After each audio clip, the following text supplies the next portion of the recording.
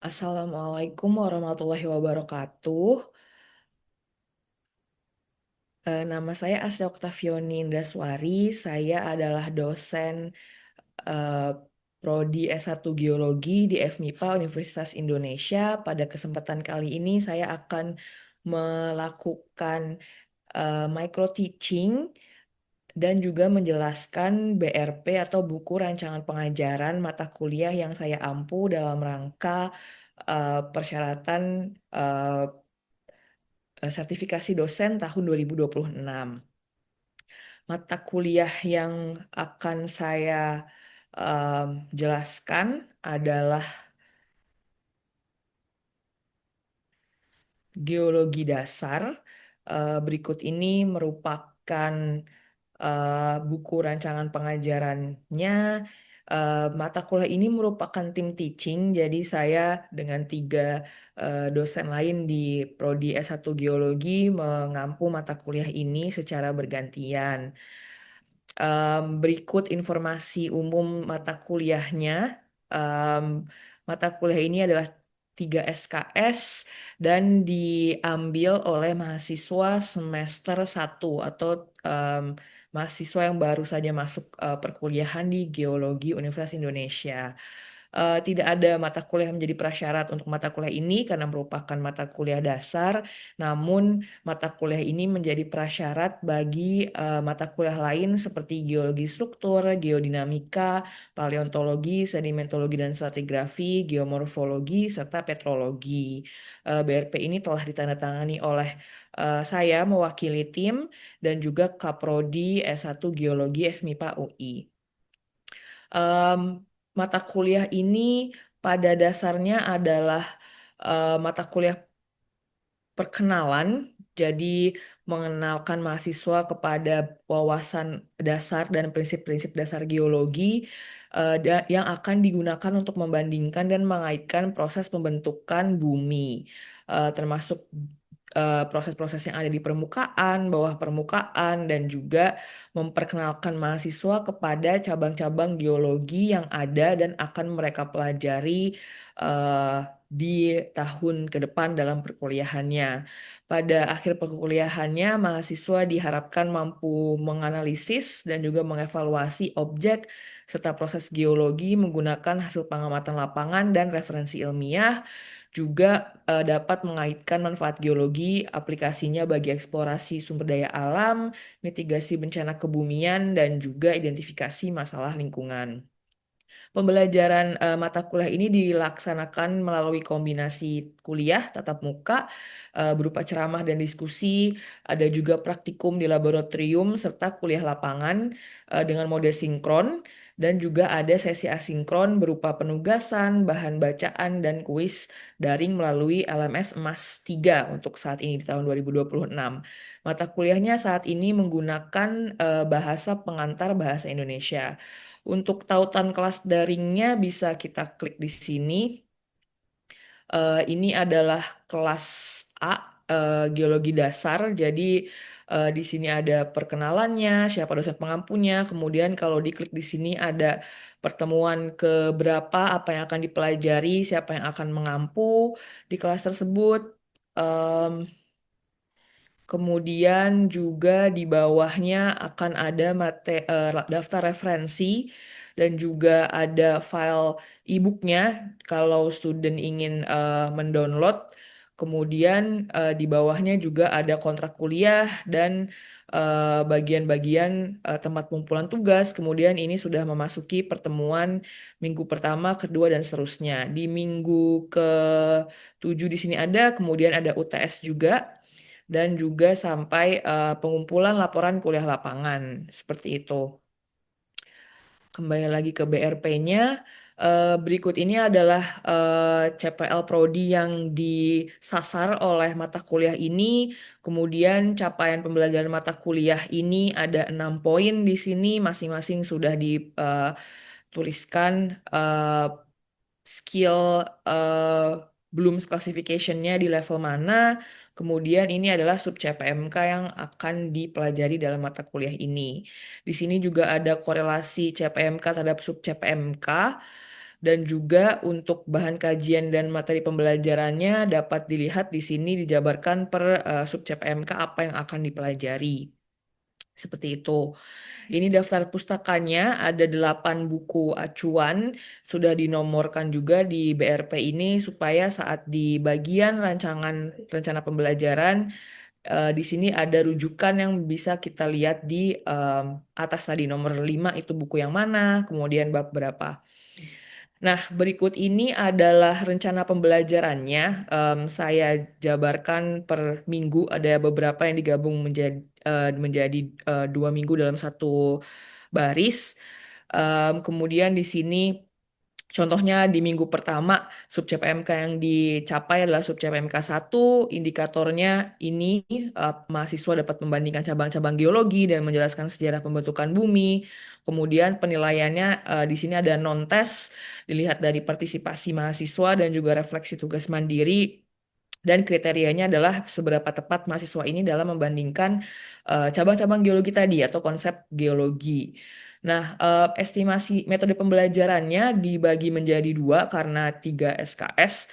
Yang daring ini pembelajaran mandiri saya alokasikan sebanyak 360 menit. Jadi ini nanti munculnya dari tugas mandiri dan juga membaca mandiri yang saya tugaskan sebelum memasuki kelas. Kemudian saat luring di sini 150 menit terdiri dari kuliah interaktif, penjelasan kontrak kuliah sebanyak 30% atau 45 menit. Kemudian ada diskusi kelompok di sini lebih ke mahasiswanya di beratkan partisipasinya sebanyak 75 menit. Kemudian setelah itu saya melakukan klarifikasi atas diskusi yang mereka lakukan. Apakah sudah betul atau masih ada yang perlu dikoreksi seperti itu. Materi pembelajarannya adalah ini dan rujukannya ada di sebelah sini. Bobotnya di sini 5%. Ke bawah kurang lebih akan sama. Jadi di sini di minggu kedua apa yang akan dipelajari, metodenya seperti apa, minggu 3, 4 sampai minggu ke-7 itu sebelum UTS masih sama dan minggu ke-8 adalah ujian tengah semester. Ujian tengah semester dilakukan secara em, luring, langsung tatap muka di kampus dengan tes tertulis, esai, tulis tangan, seperti itu. Kemudian minggu ke-9 dan seterusnya sampai minggu ke-15 juga sama. Di sini mungkin yang akan ada perubahan itu di em, minggu terakhir sebelum UAS. Jadi sub CPMK 8 dan 9 itu menekankan perkenalan mahasiswa kepada pengambilan data di lapangan gitu. Jadi menggunakan kompas, kemudian membaca peta. Dan di sini em, kami kita akan melakukan praktik lapangan berkelompok. Jadi akan melakukan kuliah lapangan berupa pengamatan dan juga pelatihan pemetaan. Ini biasanya dilakukan di kampus lapangan kami di UI itu di Karangsambung, di Kebumen, atau juga di Bayat, di Klaten. Jadi tiap tahun biasanya berganti-ganti. Em, lumayan besar, jadi porsinya di sini ada 25% pembelajaran di 3 minggu terakhir ini. Kemudian minggu ke-16 ditutup dengan UAS, ujian akhir semester juga masih sama berupa tes tertulis di kampus secara tatap muka dengan menjawab esai. Berikut ini adalah rancangan tugas dan latihannya. Tiap minggu akan ada tugas yang berbeda-beda. Ada tugas yang dikerjakan secara individu, ada tugas yang dikerjakan secara kelompok, ada yang berupa diskusi, kemudian ada juga yang berupa menjawab pertanyaan yang akan saya berikan. Ada yang sifatnya ke laboratorium juga. Jadi contohnya di minggu 3 dan 4 ini mahasiswa akan dikenalkan kepada batuan-batuan di laboratorium sebelum mereka nanti pada minggu ke 13, 14, 15 akan ke lapangan seperti itu. Kemudian untuk kriteria penilaiannya di sini juga sudah didetailkan dari bentuk evaluasi yang sifatnya individu, kelompok hingga ya presentasi atau esai dan juga laporan kuliah lapangan. Jadi untuk tugas yang selain UTS itu selain ujian, selain UTS dan UAS, porsinya adalah 50% total gitu. Di sini laporan kuliah lapangan cukup besar, 13% sendiri karena memang kejaran skillnya atau capaian pembelajarannya lumayan besar juga di situ. Kemudian ini contoh rubrik penilaiannya untuk presentasi kelompok, apa saja yang dinilai, berapa nilainya. Kemudian juga untuk laporan lapangan gitu. Jadi apakah dia mahasiswa ini berhasil menggambarkan sketsa lapangan yang baik, deskripsi yang baik, interpretasi yang baik, juga seberapa rapi penulisan laporan. Karena dalam ya, capaiannya juga ada bagaimana mahasiswa ini merepresentasikan hasil pengamatan mereka. Ini adalah lampiran berupa bagan alir kompetensinya, kemudian juga ada peta proses pembelajaran kurang lebih seperti ini. Baik, begitu untuk rancangan pengajaran di mata kuliah geologi dasar ini. Berikutnya saya akan melanjutkan kepada simulasi perkuliahan yang menunjukkan interaksi saya dengan mahasiswa pada perkuliahan geologi dasar. Eh, kita akan belajar geologi dasar. Sebelumnya mungkin pendahuluannya adalah mata kuliah ini 3 SKS ya. Jadi akan banyak sekali mengambil jatah pembelajaran kalian. Kemudian nanti ada bagian praktikumnya juga setiap beberapa pertemuan sekali di lab. Kemudian kita juga akan melakukan kuliah lapangan. Nah, apa yang akan dipelajari di geologi dasar itu kurang lebih ini aku minimize aja deh. Jadi termasuk di dalamnya ada bumi dan litosfer, ada terkait juga dengan batuan. Di sini spesifik sekali saya sebut batu gamping, kemudian ada bencana geologi dan sumber daya alam geologi. Mungkin ada yang bisa sharing dulu di sini atau kira-kira dari kata litosfer nih ada yang udah tahu belum sebelum mengambil mata kuliah ini? Ada yang mau jawab? Apa itu litosfer? Bu. Iya, silakan Novandra. Jadi kurang lebih litosfer tuh lapisan terluar dari bumi yang sifatnya tuh dia kaku dan rapuh gitu. Dia terdiri dari kerak sama mantel. Oke, ya terima kasih Novandra. Betul ya, jadi sebetulnya nanti next slide-nya kayaknya bahas lapis-lapisan bumi. Ya, jadi salah satu lapisan bumi yang paling atas itu namanya litosfer, kemudian akan jadi penting buat kita belajar di geologi dasar karena manusia atau kehidupan bagian dari bumi yang kita bisa pakai atau gunakan itu adalah adanya di litosfer. Kemudian kalau di sini ada batu gamping, ada yang bisa jelaskan mungkin apa tuh batu gamping? Masuk grup batuan apa mereka? Dia. Izin menjelaskan, Bu. Boleh, Panji? Dari yang saya ketahui, batu gamping itu merupakan salah satu jenis batuan sedimen, yaitu batu hasil endapan. Adapun batu gamping sendiri itu dari eh, endapan sisa makhluk hidup seperti koral atau tulang-tulang hewan yang eh, mengalami penguraian, lalu eh, jadi menghasilkan di sini kita tahu batu gamping itu mineral mayoritasnya itu dari mineral kalsit. Oke, ya betul ya. Terima kasih banyak Panji atas jawabannya. Ya, jadi salah satu dari batuan sedimen itu nanti lebih lanjutnya kalian akan pelajarin di mata kuliah petrologi. Baik, jadi kalau dari gambar ini mungkin di depan, jadi kita bisa lihat ya. Jadi ada salah satu efek dari bencana geologi. Kira-kira bencana geologi apa ini di sini?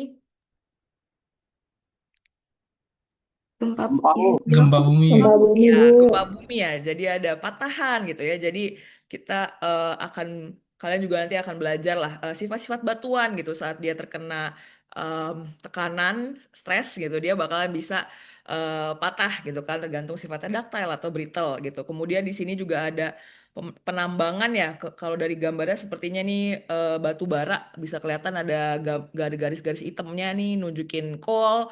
Jadi ada open pit batu bara, kemudian gambar yang bawah ini menunjukkan em, mineral atau batuan-batuan. Saya nggak tahu apakah di alam, tapi ini nunjukin ya sumber daya alam geologi atau juga kira-kira geologi itu ngasih bencana apa aja. Oke, nah jadi target pembelajarannya dari mata kuliah ini sebetulnya ada di sini. Jadi capaian pembelajaran setelah kalian belajar geologi dasar, diantaranya kalian bisa menjelaskan tadi ya struktur lapisan dalam bumi, kemudian konsep litosfer, batu gamping, jenis bencana geologi, dan peran geologi. Kalau tadi dari interaksi sebetulnya saya rasa sih kalian udah jago lah ya, tapi kita bakal kupas lagi lebih dalam kira-kira detailnya seperti apa.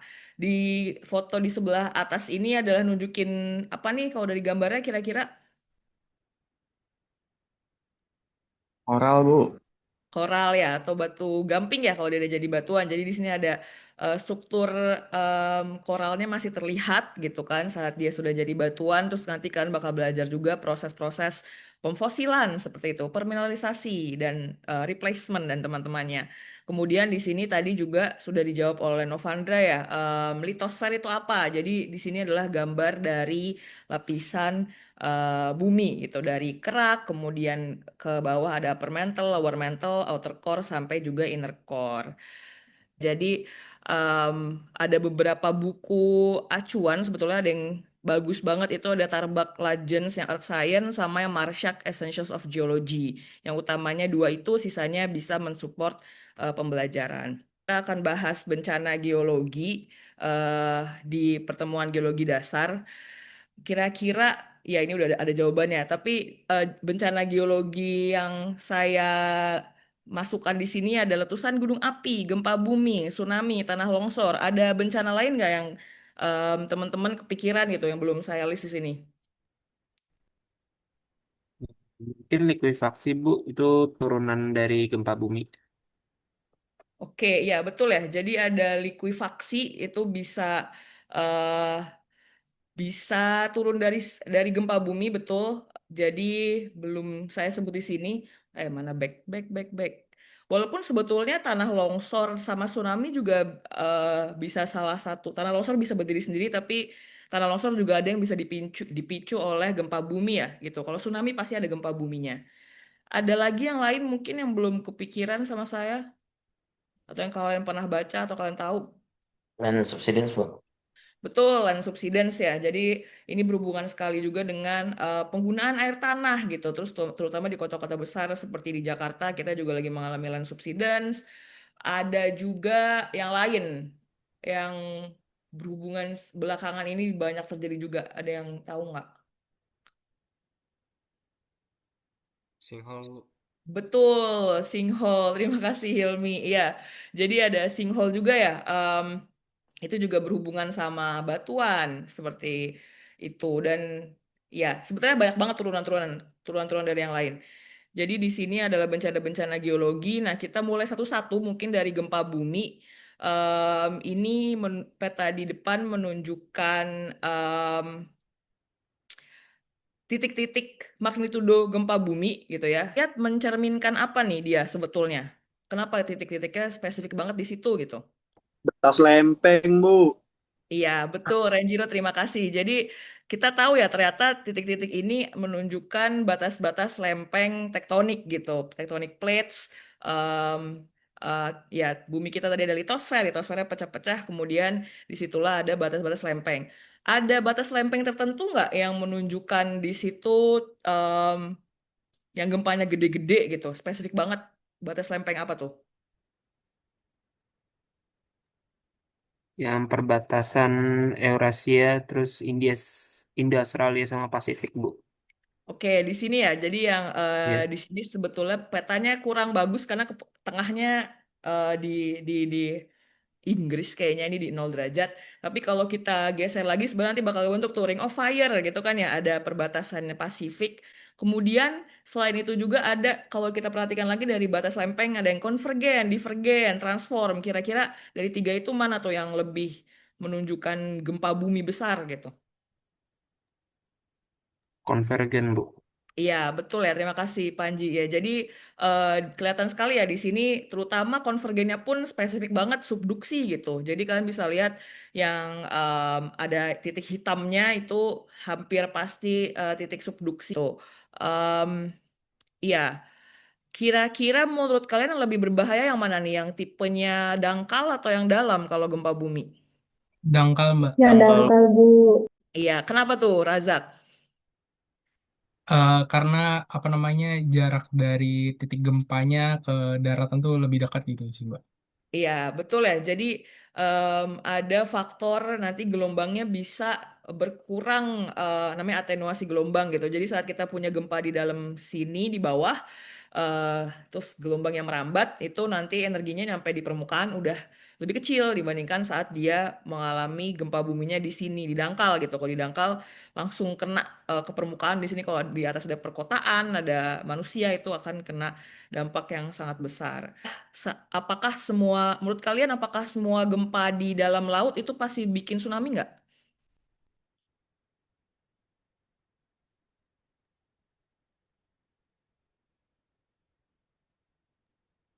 Kalau kecil kayaknya enggak ada, Bu. Kalau skalanya kecil. Ya, jadi bergantung sama apa, Garhi? Dari magnitudonya terus sama apa lagi? Eh, Kedalaman gempanya mungkin juga bisa, Bu.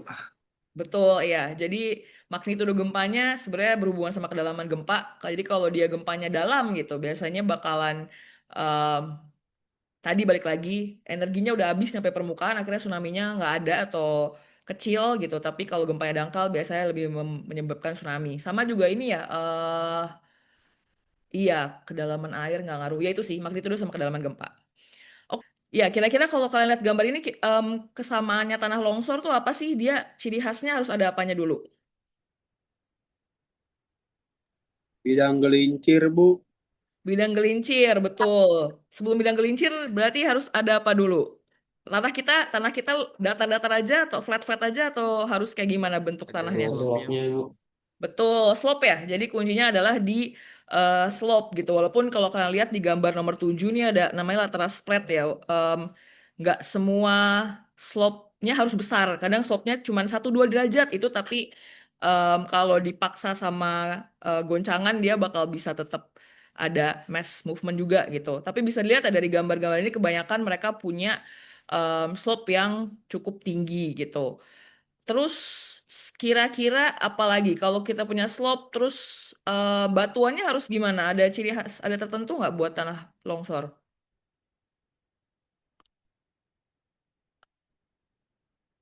Atau semua Lapuk, batu Bu. bisa?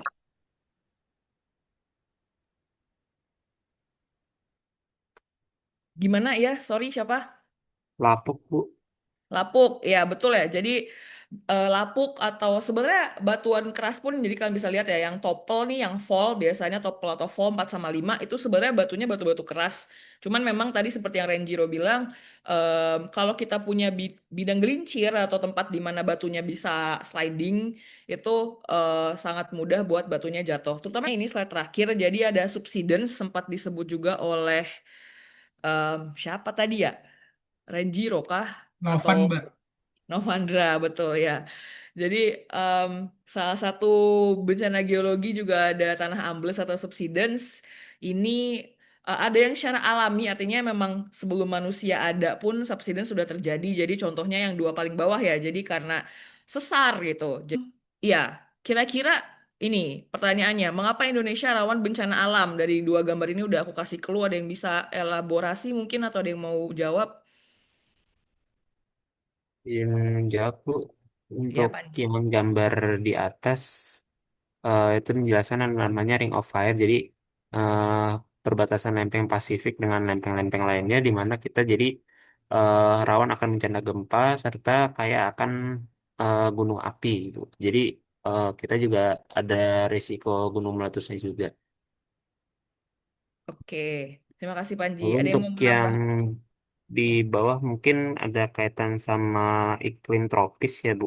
Jadi eh, sama kita juga ada di perbatasan antara benua Asia sama Australia. Jadi apa angin siklon itu rawan bawa badai juga, Bu. Oke, betul. Ya, terima kasih Panji atas jawabannya ya. Jadi ada banyak sekali faktornya. Dari faktor geologi sendiri tadi sudah dijawab oleh Panji juga. Kita di Ring of Fire, zona konvergen, subduksi paling banyak gempa-gempa besar. Kemudian gunung api juga ada di situ. Em, ya, itulah ya dua itu. Terus juga sebenarnya ada laut juga, kita banyak laut, jadi kalau gempanya di laut bakal ada tsunami gitu kan. Tapi memang ini next slide-nya aku bilang nggak ya ada, oh ya, em, ya. Tapi memang selain ada bencana alam, kita juga akhirnya banyak berkahnya juga gitu kan, dari soilnya sangat-sangat subur, dari mineral-mineral dari gunung api, dan juga em, iklim yang bawah gitu. Jadi kita termasuk wilayah tropis, curah hujan kita tinggi, itu sangat memicu terutama tadi ya yang bagian longsor atau em, apa debris flow gitu, mud flow. Nah, itu bakal di situ kombinasinya, dan juga banjir. Aku belum masukin di sini tapi sebenarnya banjir itu juga termasuk masalah terbesar kita gitu.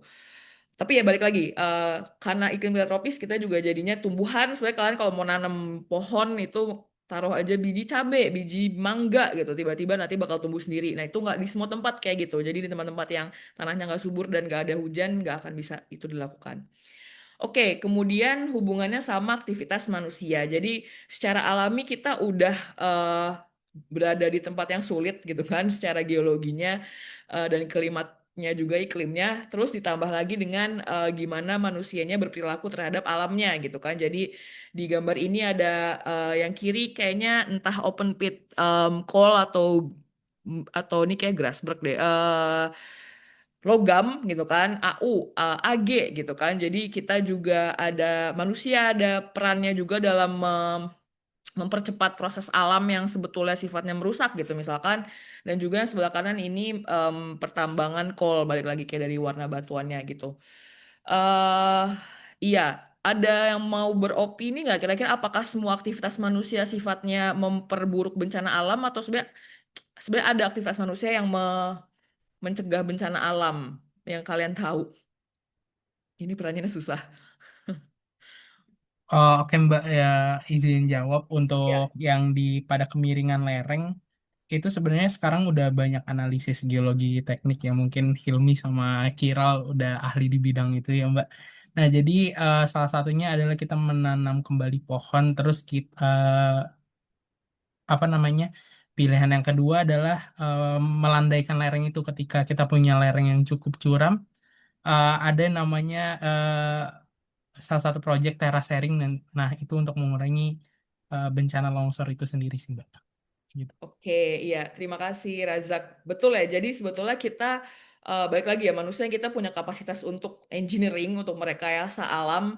Efeknya bisa negatif, tapi juga dengan kemampuan yang sama kita bisa mencegah longsor, kita bisa mencegah banjir, kita bisa mencegah kalau letusan gunung api mungkin nggak bisa dicegah, tapi minimal em, dalam tata ruang kotanya gitu, kita bisa simulasikan kira-kira gimana sih skenario paling baik untuk kita menghindari aliran lava, aliran lahar kayak gitu. Gempa bumi juga sebenarnya kalau manusianya mau bisa gitu. Di Jepang ada regulasi bangunan tahan gempa yang memang eh, dengan dibangunnya bangunan seperti itu, resiko korban jiwa atau kerugian dari kejadian gempa jadi lebih sedikit. Oke, udah buat hari ini sepertinya itu saja pelajarannya. Apakah ada yang mau ditanyakan atau didiskusikan dari teman-teman? Sudah aman? Baik, kalau sudah tidak ada, saya akhiri kuliah kita pada eh, siang hari ini. Terima kasih banyak atas perhatiannya dan partisipasinya. Kita akan ketemu lagi di kelas berikutnya minggu depan. Assalamualaikum warahmatullahi wabarakatuh. Waalaikumsalam warahmatullahi wabarakatuh. Waalaikumsalam. Terima kasih. Waalaikumsalam Terima warahmatullahi kasih. wabarakatuh. Terima kasih Bu. Terima kasih Mbak. Assalamualaikum warahmatullahi wabarakatuh.